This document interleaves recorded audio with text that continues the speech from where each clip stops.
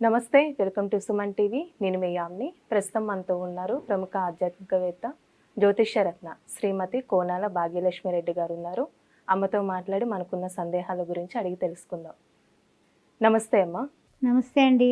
అమ్మ, ఈ సెప్టెంబర్ నెలలో అమ్మ తులారాశి వారికి ఎలా ఉంటుంది అసలు? గణానాన్వా గణపతి కుంభవామహే కవిం కవీనాముపమస్రవస్రవం జ్యేష్ఠరాజం బ్రహ్మణస్పద ఆనశృణ్వన్నోతిభిస్సిదసాదనం ప్రణో దేవీ సరస్వతి వాజేవిర్వాజనేవతి ధీనామ విత్రయవతు గణేశాయ నమః సరస్వత్యే నమః శ్రీ గురుభ్యో నమః. హరి ఓం. ఓం శ్రీ మాత్రే నమః. ద్వాదశ రాశుల వారికి సెప్టెంబర్ మాస ఫలాలు ఏ విధంగా ఉండబోతున్నాయో తెలుసుకుందామని ఇప్పుడు మనం అనుకుంటున్నాము. తెలుసుకుందాం మరి ఏ విధంగా ఉండబోతున్నాయి. 1/9/2024, 30/9/2024. ముఖ్యంగా చూసినట్లయితే కనుక మనకి మార్పులు చేర్పులు, గ్రహముల యొక్క మార్పు చేర్పులు మొట్టమొదటి తెలుసుకుందాం. 5వ తారీఖున బుధుడు సింహరాశిలోకి మారబోతున్నాడు. అదేవిధంగా 16వ తారీఖున యథావిధిగా రవి సింహరాశి నుంచి కన్యారాశిలోకి కన్యా సంక్రమణం జరగబోతోంది. అదేవిధంగా 19వ తారీఖున శుక్రుడు కన్యలో ఉన్న శుక్రుడు తులలోకి మారబోతున్నాడు. నెక్స్ట్ 24వ తారీఖున బుధుడు కన్యలోకి మారబోతున్నాడు, అంటే స్వక్షేత్రంలోకి రాబోతున్నాడు 24వ తారీఖున. ఇది గ్రహముల యొక్క సంచార వివరాలన్నమాట. అయితే ఏమిటంటే కనుక ఇప్పుడు ద్వాదశ రాశుల వారికి ఏ విధంగా ఉండబోతుందో అనేది మనం ఇప్పుడు పరిశీలించుకుందాం. తులారాశి వారికి మాస ఫలాలు కార్యక్రమానికి స్వాగతం. తులారాశిలో ఉన్నటువంటి చిత్తా నక్షత్రం 3-4 పాదాలు, ఆ తర్వాత చూసినట్లయితే కనుక స్వాతి నక్షత్రం, విశాఖ ప్రథమ, ద్వితీయ, తృతీయ ఏ విధంగా ఉండబోతుందో తెలుసుకుందాం. మరి ముఖ్యంగా చూసినట్లయితే కనుక తులారాశి వారికి పంచమంలో శని భగవానుడు, ఆయన వక్రగతినే ఉన్నారు. అదేవిధంగా షష్టమంలో చూస్తే రాహు ఉన్నాడు. సప్తమ అష్టమంలో చూస్తే గురువుగారు కనిపిస్తున్నారు. నవమంలో కుజుడు, దశమంలో బుధుడు, చంద్రుడు, ఏకాదశంలో రవి, ద్వాదశంలో కేతువు, శుక్రుడు. మరి ఏ విధంగా ఉండబోతోందయ్యా అంటే కనుక ఈ కేతువు శుక్రుడు ద్వాదశంలో పడ్డారు కాబట్టి లగ్జరీస్గా ఉండాలి, మంచి ఖర్చులు పెట్టాలి, అద్భుతంగా ఉండాలి, ఖర్చు అయినా పర్వాలేదు అంటూ ఉంటారు. కానీ ఖర్చుల విషయంలో కూడా అనవసరమైనవి కొని మీరు మోసపోయేటటువంటి కార్యక్రమం ఉంది. జాగ్రత్తగా ఉండండి. ఆ తర్వాత ఏమిటంటే ముఖ్యంగా ఏమిటంటే ఈ నెల మిశ్రమ ఫలితాలే కనపడుతున్నాయి. 100% జయం మీదే అని చెప్పను, అలానే అపజయం మీదే అని కూడా చెప్పను. తులారాశి అంటేనే తూకం, ఆ తూకంగానే ఉంది. అన్నీ తూకంగానే ఉంటాయి. అదేవిధంగా చూసినట్లయితే కనుక 16వ తారీఖున రవి మార్పు వలన కొంచెం ఖర్చులు ఎక్కువ అవుతాయి, శ్రమ అధికమవుతుంది. శ్రమ ఏవ జయతే, శ్రమ పడి మీరు జయం లభిస్తుంది. అంతేగాని అనవసరమైన ఖర్చులు కూడా పెడతారు. ఆరోగ్యం భాస్కరాది ఇచ్చేది అన్నారు. ఆరోగ్య విషయంలో కూడా అప్పటి నుంచి మీరు తులారాశి వారు మీరు సూర్య నమస్కారాలు మొదలుపెట్టేసేయండి.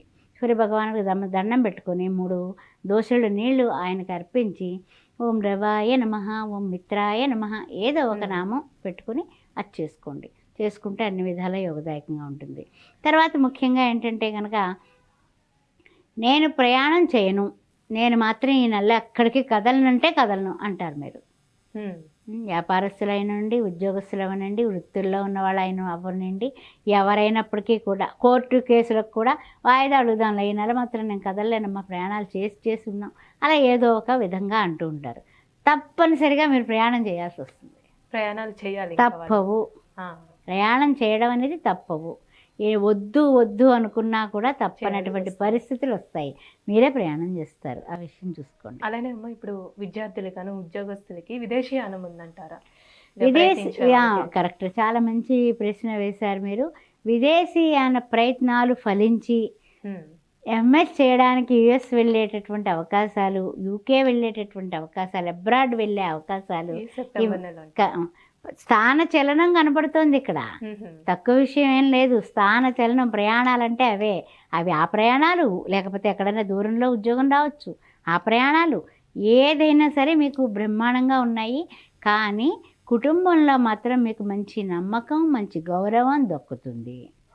మీ పట్ల ఒక విశ్వాసం తప్పనిసరిగా ఉంటుంది. ఆ విషయంలో మాత్రం మీరే రాజు. అధికారుల దగ్గర, బంధువుల దగ్గర కూడా మీరు విమర్శలు వస్తాయి. అంటే ఏమిటి, మీరు ఎంత బాగా పనిచేసినా, ఎంత చక్కగా ఉన్నా, ఎంత బాగా మాట్లాడినా, ఒదిగి ఉన్నా కూడా మీ యొక్క అంటే ఎదుగుదల కానీ, లేకపోతే మీ యాటిట్యూడ్ కానీ, మీ వస్త్రధారణ కానీ, లేకపోతే ఏదో రకంగా వాళ్ళు అసూయపడతారు. అందువల్ల అసూయపడ్డవాడు ఏం చేస్తాడు, మీ మీద ఏదో ఒకటి చిలకరిస్తాడు. అలాంటి విమర్శ అనేది చిలకరిస్తారు. జాగ్రత్తగా ఉండండి.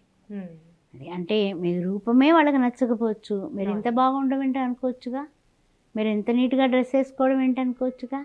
అలా ఏదో ఒక విషయంలో మీకు వాళ్ళు కొంచెం విమర్శలు పడేటటువంటి అవకాశం, ఎదుర్కొనే అవకాశం ఎక్కువ కనపడుతుంది. అయితే ముఖ్యంగా గుడ్ న్యూస్ చెప్తాను. ఏంటిదమ్మా అది? ట్రాన్స్ఫర్లు ఉన్నాయి ఉద్యోగస్తులారా, జాగ్రత్త. ట్రాన్స్ఫర్స్, మీరు స్థాన చలన వార్తలు వింటారు. ప్రైవేట్ ఉద్యోగస్తులు కానీ గవర్నమెంట్ ఎవరైనప్పటికీ కూడా ట్రాన్స్ఫర్స్ ఉన్నాయి, స్థాన చలనం ఉంది. మనం ఏతావతా చెప్పుకోవాల్సింది ఏమిటంటే తులారాశి వారికి ట్రాన్స్ఫర్లు ఉన్నాయి. అలానే లేదా ఇళ్ళన్నా మారుతారు, ఆఖరికి ఇల్లు బాగాలేదని ఇంకో ఇంటికన్నా మారుతారు. స్థానం చలనం అంటే అంటే ఎక్కడైతే ఉంటున్నామో అది మారచ్చు. ఉద్యోగంలో మార్పులు, లేదా వ్యాపారంలో ఇంకొక బిజినెస్ పెట్టచ్చు.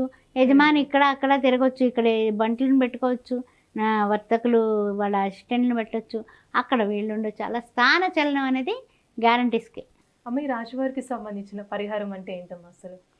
ఈ రాశి వారికి చూసినట్లయితేనమ్మా, ప్రతిరోజు గణపతిని మీరు ఆరాధించి సేవించినట్లయితే, ఓం గం గణపతే నమః, ఏకదంతాయ విద్మహే వక్రతుండాయ ధీమహి తన్నో దంతి ప్రచోదయాత్ అని ఆయన్ని సేవించినట్లయితే, ఇంత బెల్లం ముక్క, 2 అరటిపళ్ళు, కొబ్బరికాయ, ఆ మూడిట్లో ఏదో ఒకటి మీకు ఎలా వీలైతే అలాగా ఆయనకు నైవేద్యం పెట్టి ఓం గం గణపతే నమః అని మీరు అక్కడ పూజ చేసిన పసుపు కుంకాలని ధరించి బయటకు పడితే మీకు అపజయం అనేది లేకుండా ఉంటుంది.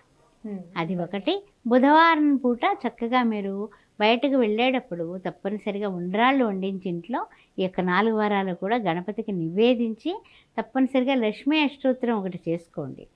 బుధవారం కాదు శుక్రవారం, బుధవారం కూడా మీరు లక్ష్మీ అష్టోత్తరం చేసుకొని ఆ లక్ష్మీదేవికి పాయసాన్ని నివేదన చేసి 10 మందికి పంచండి. ఈ సెప్టెంబర్ నెలలో చేయాలి. ఇది చేసుకుంటే తప్పనిసరిగా మీకు అన్ని విధాలా కూడా అనారోగ్య పరిస్థితులు ఉండవు. ఆ తర్వాత స్థానచలనం ఏర్పడినా మీకు ఇష్టమైన స్థానానికి మీరు వెళతారు.